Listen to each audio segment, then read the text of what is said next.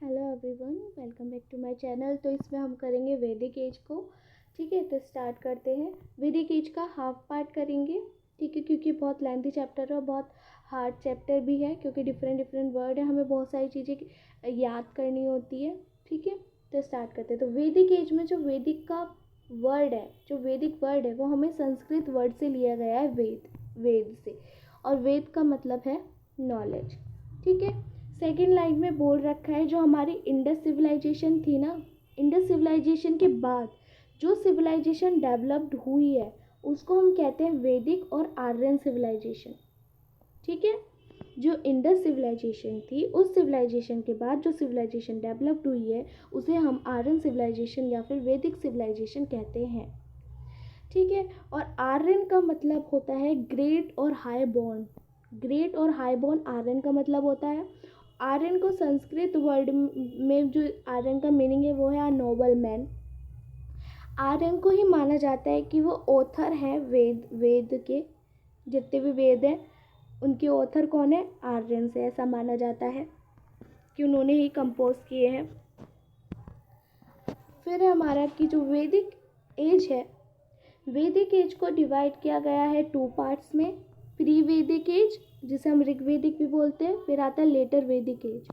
ठीक है, तो वैदिक एज को टू पार्ट्स में डिवाइड किया गया है। वैदिक प्री वैदिक एज, जिसे हम ऋग्वेदिक एज भी बोलते हैं, और फिर आता है लेटर वैदिक एज। फिर ईच वेदास को डिवाइड किया गया है 4 पार्ट में। कौन कौन से? संहितास, ब्रह्मनास, आरण्यकास और उपनिषद। ठीक है, संहितास और ब्रह्मनास को जब हम मिलाते हैं तो क्या होता है, मतलब ये कर्मा कंदा सेगमेंट ऑफ द वेदा कहलाया जाता है। कर्मा कंदा कंद सेगमेंट ऑफ द वेदा। वेद मतलब कि ये जो वेद है ये रिचुअल और सेक्रीफाइस से रिलेटेड है। ये जो वेद है कर्माकंड, मतलब ये जो वेद है ये रिचुअल एंड सेक्रीफाइस से रिलेट करते हैं। और ज्ञान कंद सेगमेंट ऑफ द वेद, ज्ञान मतलब हो गया नॉलेज, तो ये किससे रिलेटेड है? ये नॉलेज से रिलेटेड है, आरण्यकास और उपनिषद। ठीक है, ये हो गया। फिर आता है हमारा जो ऋग्वेदिक बुक है, हमारी जो ऋग्वेदिक बुक है वो ओल्डेस्ट बुक है पूरे वर्ल्ड में। ऋग्वेद बुक जो है वो ओल्डेस्ट बुक है। ठीक है, अब हम आयरन की बात कर लेते हैं। तो आयरन मेंशन नहीं था ऋग्वेद में।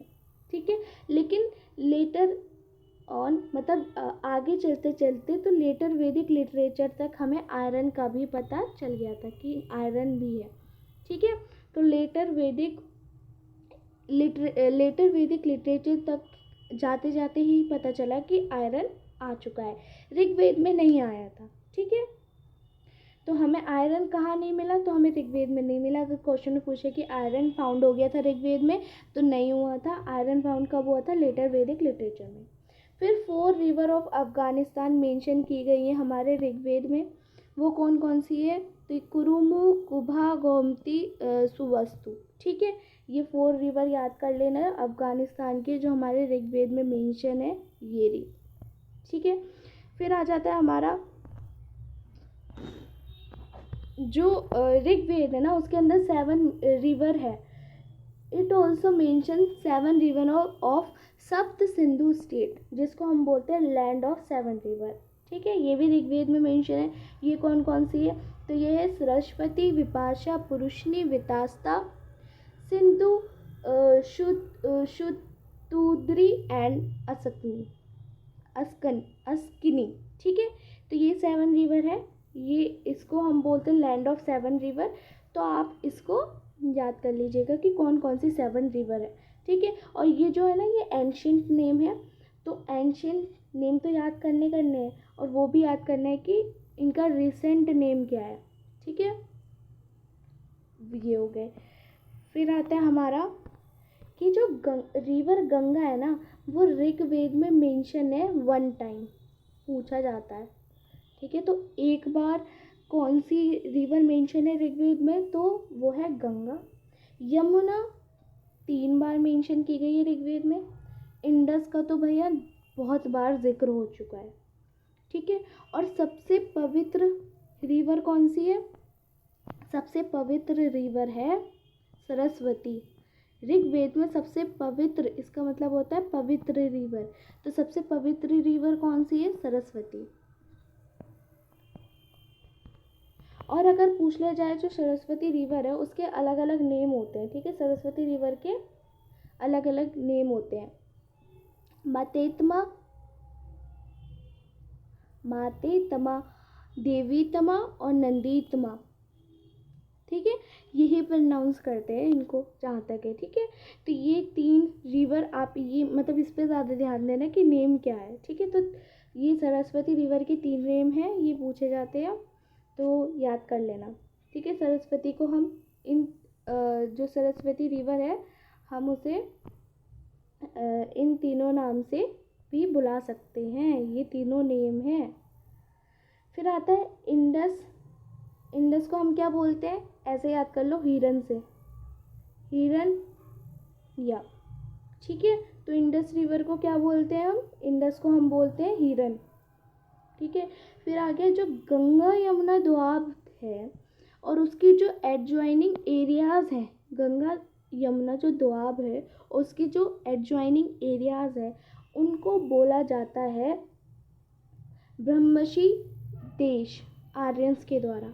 आर्यंस के द्वारा जो गंगा यमुना दोआब है, ठीक है, और उसके जो एडजॉइनिंग एरियाज़ हैं उनको क्या बोला जाता है? ब्रह्मशी देश, ठीक है, बहुत इम्पोर्टेंट है। फिर आ जाता है हमारा जो एरिया है ना between Himalayas and Vindhyachal mountain range, उसको आर्यंस ने बोला है मध्य देश। तो मध्य देश आर्यन ने किसको बोला है? जो एरिया है between Himalayas and Vindhyachal mountain range. फिर आ जाता है later Aryans expanded themselves to the whole of the north India and areas come to be known as Aryavarta. Later मतलब जैसे जैसे टाइम चलता गया तो लेटर पीरियड में क्या हुआ, जो आर्यंस थे उन्होंने अपने आप को एक्सपेंड करना स्टार्ट कर दिया। एक्सपेंड करना कहाँ, किस साइड में? नॉर्थ इंडिया की साइड में। और वो जो एरिया बोला जहाँ पे आर्यंस ने एक्सपेंड किया जाके, वो एरिया का नाम होता है आर्यव्रत, उसको बोलते हैं आर्यव्रत, ठीक है। Later Aryan expand themselves to the whole north India.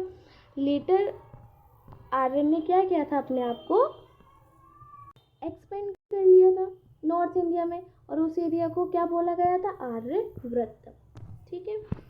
फिर ये देखो, ये एरिया हमारी Rigveda, river of Rigveda, Rigvedic age. तो ये एंशियंट नेम हो गए और ये इनके मॉडर्न नेम हो गए। जैसे हमारा है असकनी को क्या बोलते हैं हम? अब चेनाब बोलते हैं। विपाशा को क्या बोलते हैं? व्यास बोलते हैं। पुरुषनी को क्या बोलते हैं? रावी बोलते हैं। वितस्ता को क्या बोलते हैं? झेलम बोलते हैं। कुभा काबुल। कुरुमु को क्या बोलते हैं? कुरम, कुरम, ठीक है। तो ऐसे ही करके आपको ये पूरी 7 की 7 रिवर याद कर लेनी है, ठीक है। तो ये 7 की 7 रिवर याद हो जाएंगी पूरी। तो ये लेक्चर यहाँ पे ख़त्म हो जाता है, ठीक है। तो एक बार रिवाइज कर ले रहे हैं हमने क्या क्या पढ़ा। तो हमने पढ़ा कि वैदिक एज की ग्रीन कर लेते हो, ठीक है। हमने क्या पढ़ा कि एक वैदिक एज है। वैदिक एज में जो वेद वर्ड है वो संस्कृत वर्ड से लिया गया है, वेद वर्ड से, और वेद का मतलब होता है नॉलेज। फिर जो सिविलाइजेशन, इंडस सिविलाइजेशन के बाद जो सिविलाइजेशन आई थी वो वैदिक और आर्यन सिविलाइजेशन थी। आर्यन का मतलब होता है ग्रेट एंड हाई बॉर्न, और संस्कृत में आर्यन का मतलब है अ नोबल मैन, ठीक है। और आर्यंस को ही माना जाता है कि उन्होंने वेद के ऑथर थे आर्यंस, ठीक है। फिर वेद को डिवाइड कर दिया गया था 2 पार्ट में, ठीक है। फिर ईच वेदास को भी डिवाइड कर दिया गया था 4 पार्ट में, ये संहितास ब्रह्मणास वाला, ठीक है। कंद मतलब क्या होता है? जो रिचुअल एंड सेक्रीफाइसेस से रिलेटेड हो, और ज्ञान कंद का मतलब क्या है? जो नॉलेज से रिलेटेड हो। फिर आती है हमारी जो ऋग्वेदिक बुक है, वो क्या है? हमारी ओल्डेस्ट बुक थी वर्ल्ड की, और आयरन हमें ऋग्वेदा में मेंशन नहीं था, ये हमें लेटर वैदिक लिटरेचर में जाके मिला था। फिर आती है 4 रिवर अफगानिस्तान की। फिर 7 रिवर आ जाती हैं हमारी। फिर है कि जो गंगा रिवर वो मेंशन है ऋग्वेदा में एक बार, यमुना मेंशन है 3 टाइम, और इंडस तो भैया बहुत बार मेंशन है, बता ही नहीं सकते, नंबर ऑफ टाइम है। और सबसे पवित्र नदी हमने सरस्वती मानी है ऋग्वेद में। और सरस्वती के 3 नेम है, मातेतमा, देवीतमा और नंदीतमा। फिर आता है इंडस को हम क्या बोलते हैं, हिरन से याद रखा। फिर गंगा, गंगा यमुना दोआब को और उसकी जो एडजॉइनिंग एरियाज है उसको आर्यन ने ब्रह्मशी देश बोला था। और जो एरिया है between Himalayas and Vindhyachal mountain range उसको आर्यंस ने क्या बोला था, मध्य देश। और लेटर आर्यंस ने क्या किया था, एक्सपेंड करने लगे थे अपने आप को, कहाँ पे, नॉर्थ इंडिया में अपने आप को एक्सपेंड कर लिया था पूरे नॉर्थ इंडिया में, और उस एरिया को हमने बोला आर्यव्रत। फिर ये सारी हमारी रिवर्स हो गई, जिसमें ये एंशंट नेम है और ये मॉडर्न नेम है, ये सारा याद करना है आपको, ठीक है। तो जल्दी से इसको लाइक कर दीजिए, सब्सक्राइब कर दीजिए और बहुत लोगों के साथ शेयर कर दीजिए अगर आपको अच्छा लगा तो। Thank you.